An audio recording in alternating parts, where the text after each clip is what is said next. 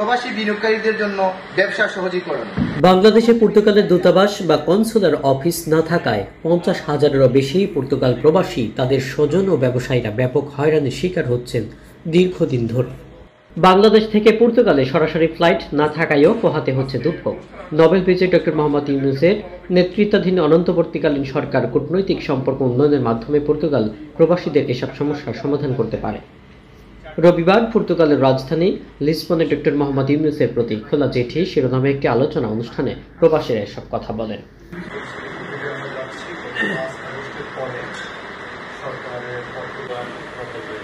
Green Sylhet ট্রাভেলসের উদ্যোগে আয়োজিত অনুষ্ঠানে বাংলাদেশে বংশোদ্ভূত পর্তুগিজ নাগরিক, ব্যবসায়ী, সাংবাদিক সহ বিভিন্ন শ্রেণী পেশার প্রবাসীরা অংশগ্রহণ করেন। অনুষ্ঠানে বাংলাদেশে পর্তুগালের দূতাবাস স্থাপনের দাবি সহ 8টি বিষয় তুলে ধরা হয়।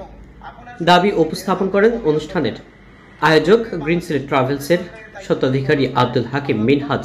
তিনি বলেন, বাংলাদেশে পর্তুগালের দূতাবাস বা কনসুলার অফিস স্থাপন পর্তুগাল প্রবাসীদের দীর্ঘদিনের প্রাণের দাবি।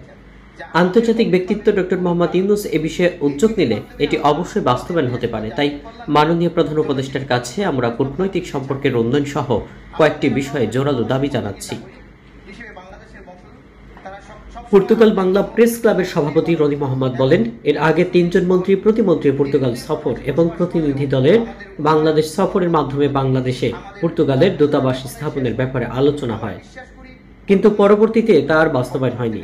কি অগ্রগতি আছে তা প্রবাসীদের জানা নেই। বাংলাদেশে পর্তুগালের দূতাবাস না হলেও অন্তত কনসুলার অফিস স্থাপন করা জরুরি। এজন্য প্রধান উপদেষ্টা সহ দায়িত্বশীলদের কাছে দাবি তুলতে ধরতে হবে এবং অব্যাহতভাবে তাগাদা দিতে হবে। আমাদের মতো প্রবাসীদের জন্য বড় ধরনের পর্তুগাল বাংলা প্রেস ক্লাবের সাবেক সভাপতি রাসেল আহমেদ বলেন, প্রবাসীদের কমিউনিটি সর্বস্তরের লোকজনকে একত্রিত করে দাবি বাস্তবায়ন সম্মিলিতভাবে প্রয়াস চালাতে হবে।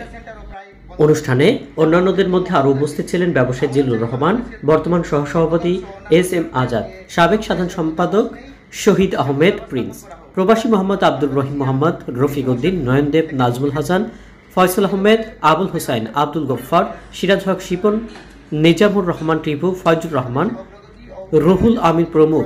তারা সবাই বক্তব্য রাখেন। প্রথমেই আমাদের পক্ষ থেকে আপনাকে এবং আপনার সহকর্মীদের আন্তরিক অভিনন্দন জানাই।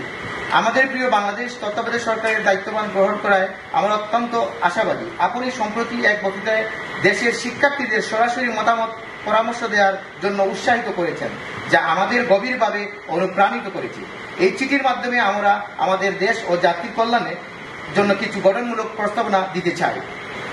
আমরা যারা প্রবাসী পর্তুগিজ নাগরিক হিসেবে বাংলাদেশের বংশোদ্ভূত, তারা সবসময় আমাদের জন্মভূমির জন্য গভীর ভালোবাসা এবং প্রতিশ্রুতি বহন করি। দীর্ঘদিন প্রবাসে বসবাস করলেও আমাদের উন্নয়ন ও অগ্রগতির প্রতি আমাদের দায়বদ্ধতা কখনোই শেষ হয়নি।